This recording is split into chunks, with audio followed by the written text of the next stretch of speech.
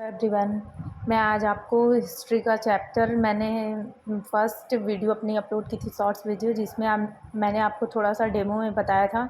मैं डिटेल में आपको पढ़ाऊँगी। अगर और भी मटेरियल आपको और भी कुछ पढ़ना हो वनडे एग्ज़ाम से रिलेटेड, तो आप मुझे कमेंट्स बॉक्स में बता सकते हैं। Okay, let start. यूरोपीय कंपनियों का आगमन का क्रम है, जैसे जिस क्रम में आए थे वो जब जो जैसे जैसे मैं आपको डिटेल में बताऊंगी। पुर्तगाली, डच, अंग्रेज़, डेनिश, फिर फ्रांसीसी। पुर्तगाली। प्राचीन समय में यूरोपियों का व्यापार आंतरिक मार्गों से होता था भारत में, लेकिन 15वीं शताब्दी में जब अरबों ने आंतरिक मार्गों पर कब्जा कर लिया तो एक नए मार्ग की आवश्यकता महसूस होने लगी। लोगों को लगा कि जो वो रास्ते बंद हो गए हैं तो हमें दूसरे रास्ते ढूंढने होंगे, नहीं तो हमारे व्यापार बंद हो जाएंगे, जिसे सबसे पहले पुर्तगालियों ने ढूंढा था। 1498 में पुर्तगाली यात्री वास्को डी गामा भारत के लिए एक नए मार्ग की तलाश में वो अटलांटिक महासागर होता हुआ अब्दुल मनीत नामक एक गुजराती पथ प्रदर्शक की सहायता से, जिन्होंने उन्हें रास्ता बताया था, उनकी सहायता से केरल के कालीकट तट पर कदम रखता है, वहाँ पर जहाँ इनका स्वागत तत्कालीन शासक जमोरिन ने किया। 1502 में वास्को डी गामा पुनः भारत आता है और 1503 में पुर्तगालियों ने पहली फैक्ट्री कोचीन में स्थापित की। फ्रांसीसी डी अल्मीडा, मतलब इनका टाइम, सबके अलग अलग टाइमिंग है, कितने ड्यूरेशन में किसने क्या किया। 1505 और 1509 यह पुर्तगालियों का प्रथम गवर्नर, जिसने भारत में ब्लू वाटर पॉलिसी, जिसको हम हिंदी में शांत जल की नीति कहते हैं, वो चलाया।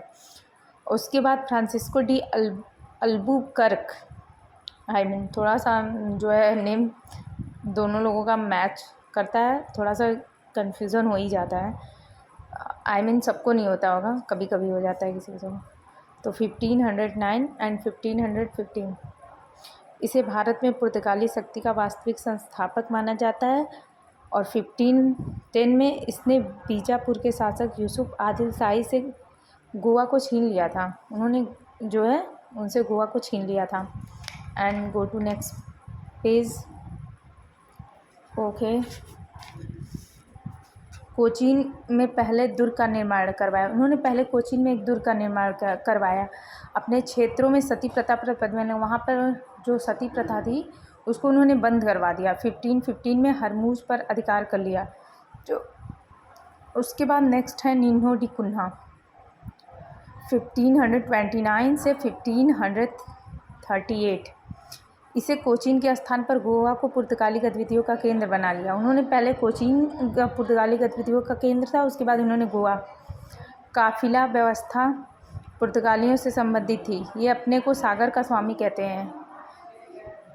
प्रभाव, इससे जो इफ़ेक्ट पड़ा उसके बारे में मैं बताना चाहूँगी। 1556 में भारत में जहाज़ निर्माण और प्रिंटिंग प्रेस की स्थापना हुई। प्रिंटिंग प्रेस और जहाज़ निर्माण की जो स्थापना हुई, जो शुरुआत जहाँ से हुई, वो 1556 में था। 1560 में गोवा में ईसाई धर्म न्यायालय की स्थापना भी हुई। पुर्तगालियों द्वारा लाई गई फसलें, मतलब उन्होंने क्या क्या उस टाइम पे आया, तंबाकू, मूंगफली, आलू, मक्का, पपीता, अमरूद, बादाम, लीची, संतरा, अनानास, काजू, इतनी सारी चीज़ें उन्होंने उस टाइम पे लाया था। और सेकंड नंबर पे आते हैं डच। अब मैं इन्हें नेक्स्ट वीडियो में आपको एक्सप्लेन करूँगी। यदि आप इंटरेस्ट लेते हैं इन छोटे वीडियोज़ में तो फिर आगे से मैं थोड़ी और भी लंबी लंबी वीडियोज़ आपको दूँगी। अभी मैं 14 मिनट अब थोड़ा सा दे रही हूँ, बाकी नेक्स्ट मैं आपको डिटेल में आगे दूँगी। Please go subscribe, like and comments please. मैंने ये शुरुआत सिर्फ आपके लिए की है, ये कदम आपके लिए उठाया। अगर आप इंटरेस्टेड हैं तो प्लीज़ ग्रो करवाइए और ज़्यादा लोगों को सेंड करिए, ताकि मैं आगे, मतलब मुझे भी मोटिवेशन मिले ये करने के लिए और मैं आपको आगे कुछ दे सकूं।